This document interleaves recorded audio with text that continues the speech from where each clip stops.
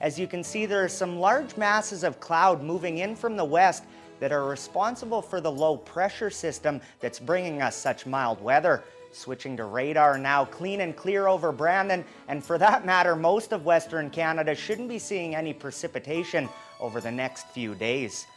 Taking a look at our 3-day forecast now, tomorrow a high of 2 and a low of -6 under partly cloudy skies.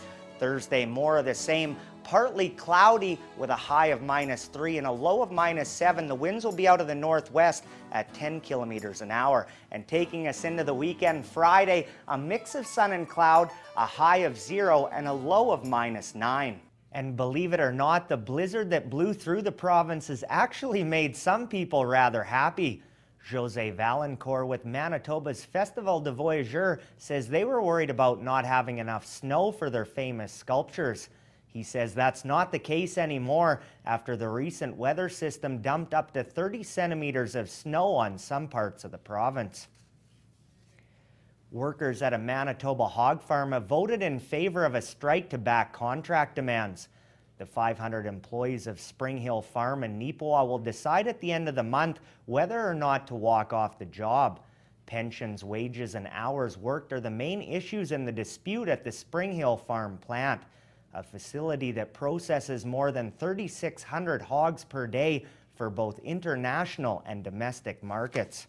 The Association of Manitoba Municipalities meeting has a major economic impact on Brandon as the 4-day event brings in approximately 1,000 municipal officials. The premiers of Manitoba and Saskatchewan will hit the highway today and meet in Yorkton for their first ever joint cabinet meeting, and highways will be on the agenda. Manitoba Premier Greg Selinger and Saskatchewan Premier Brad Wall will talk about highways and transportation, specifically the harmonization of regulations for things like load sizes. Wall calls the meeting a starting point and says it's the first of many chances for the provinces to work together.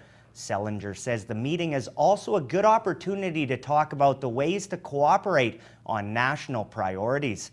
The premiers and their cabinet ministers are also expected to talk about energy and the environment, as well as Canada-US relations. And a tentative new deal for about 500 workers at Spring Hill Farms in Neepawa has been reached. Union official Jeff Traeger says that after some last-minute negotiations, the two sides have been able to find common ground. The vote on whether or not to accept the deal will happen on February 9th. The workers at the pork processing plant had voted overwhelmingly to strike, saying wages and pensions are the big issues. Traeger is pleased that it did not come down to walking off the job. And Manitoba has been criticized for not releasing information on how students perform academically at individual high schools. Well, the Wheat Kings had a big showdown with the Blades on Saturday night in Saskatoon, a game that would see the winning team move into first in the Eastern Conference. Pick it up in the first period. After a good forecheck, Lewodniak finds Rahala, and the Team Finland World Junior has his 18th. Just 30 seconds later, a weak wrister, but it's Shane Weeb who plays the role of garbage man. He's got his 19th, and the Wheaties are up 2 just 2 minutes in. Then it's Matt Calvert. Whoop! What a nice move as he tucks it behind Sanford. That's way too easy. The Wheaties are up 3, but Saskatoon would respond to Savardi and Spinorama, and Zerzinski gets Saskatoon on the board 3-1 through 20 minutes.